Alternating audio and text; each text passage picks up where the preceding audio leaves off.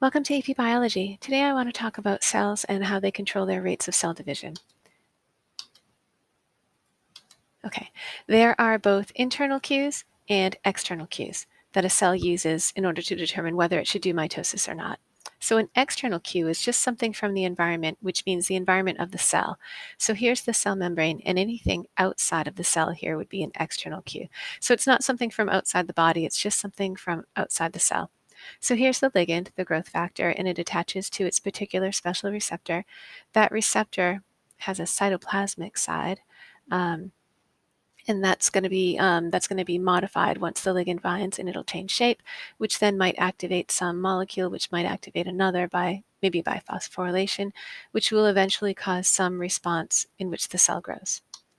There are also internal cues. An internal cue might be DNA damage. So the cell might say, hey, look, I have DNA damage. That might be something that triggers the cell to say, hey, stop, we shouldn't divide. Or maybe the cell is big enough and it is okay to divide. So there are both these internal and these external cues. And so we're going to look at the pace of progression through the cell cycle based on these molecules called cyclin-dependent kinases, cyclins, and the APC-C complex. So first, let's talk about cyclins and cyclin-dependent kinases. So here's the cell cycle. Here's a brand new baby cell right here. You got a new cell, and it's going to go through G1, and then it will copy itself in the S phase, copy its DNA, and then it'll go through the G2 phase, and then it'll go into mitosis. So there's a checkpoint right here before it goes into synthesis. That's the first checkpoint, the first major checkpoint. And then there's another checkpoint here in G2. This particular picture is just for the G2 checkpoint. There's another checkpoint later in the end of metaphase. But let's just look here for the G2 checkpoint. This particular graph is showing just the cyclin and the CDK that's needed to get through the G2 checkpoint. So notice that the CDK, the cyclin-dependent kinase, is present all the time. It's just that sometimes it is inactive when it's not bonded to its cyclin, and sometimes it's active when it is bound to its cyclin. So here's the cyclin, and so the thing with the cyclin is that it varies, its concentration changes. So here's the cyclin accumulation, meaning you don't have much over here. So let's say the cell has just gotten through G2. That's when the cyclin is degraded. You don't need it anymore. And then through the whole rest of the cell cycle, the beginning here, G1S, you don't really have this cyclin. But then it starts to gradually increase in concentration until you get to the G2 checkpoint. Then you have enough of this cyclin. It will bind to its CDK. And then together they'll activate the next step of the cell cycle. And I'll show you how that works. Okay, so three really important types of molecules to know: cyclins, CDKs, and the anaphase promoting complex. So right now we're going to be talking about cyclins and CDKs. So cyclins are proteins, and actually CDKs are proteins too, and so is the APC complex.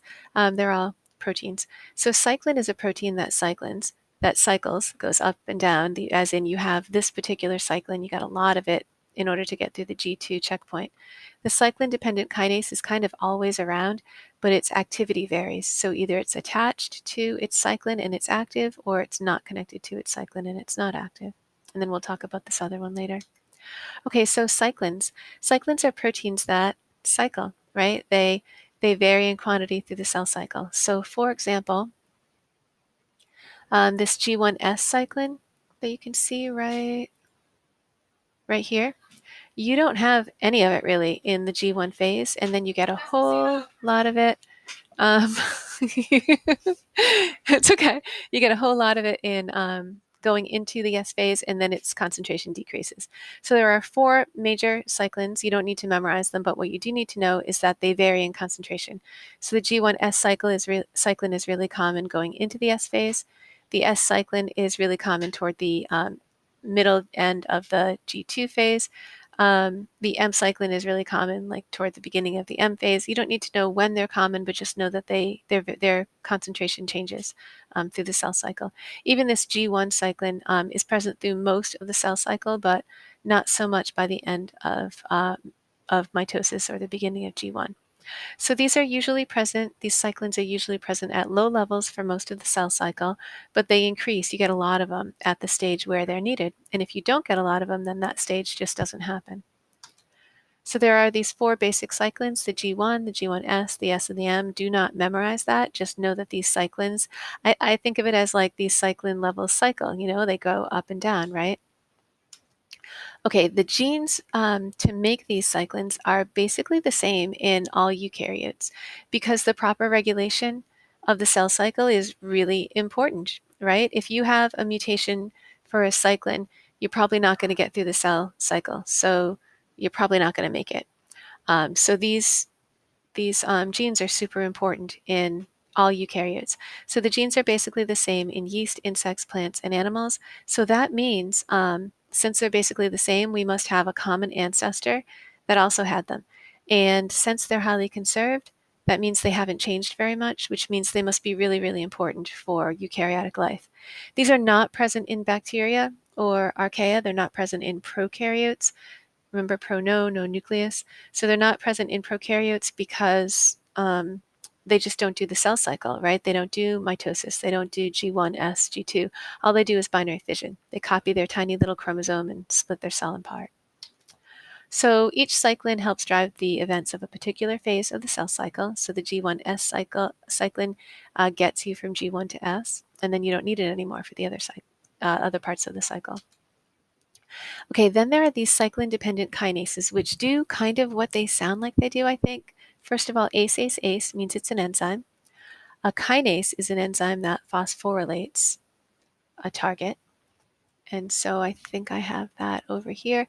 Cyclin-dependent kinases, ACE. ACE means it's an enzyme. A kinase means it phosphorylates something. And it's dependent on cyclin, which means it's only active when cyclin is there. So here is a particular CDK. Right now it's inactive, but it's activated by this particular cyclin. So there are different CDKs and different cyclins in your cell. This particular one is needed to get through the G2 checkpoint. It is activated by a particular cyclin that just isn't present through G1 and S. And then it gets to be, you get to have a lot of it at the G2 checkpoint, which activates the cyclin. Which activates the CDK. So this part is the CDK. The purple part is the cyclin. When they're together, the CDK is active. And then that CDK goes ahead and phosphorylates particular target proteins, either making them more or less active. So often phosphorylation activates the target. So the target changes shape when it's phosphorylated and becomes active. Sometimes, though, the phosphorylation makes it change shape and it actually gets less active. So that's less common, but that also happens. So CDK, those concentrations of the kinases pretty much stay pretty constant through the cell cycle, but their activity fluctuates, meaning sometimes they are on and active, and sometimes they are off and inactive. So their activity fluctuates during the cell cycle because it's controlled by cyclins and the cyclin concentration changes. So here's a graphic that I just really love. I think it does a nice job explaining the whole thing. The only thing with this is there's one thing that I don't like quite so much about it. But let's just look at, let's say the beginning. Here's G1. So here's a CDK that is inactive. And then when this particular special CDK gets together with the cyclin that activates it, here they are together. Now it's active. And this complex, the kinase part of it, will phosphorylate targets, turning them on, getting you through the G1 to S phase. And then after that, the cyclin's just degraded. See ya. And now one thing that I love about this is it's showing this cyclin is made here in the cell cycle. This different cyclin is made here. This different cyclin is made here. So it's showing you that different cyclins are produced at different times. Right. The thing I don't like about this is that it almost looks like it's the same CDK through the whole cycle. It is not. These are different CDKs as well. So this is not the same CDK as that.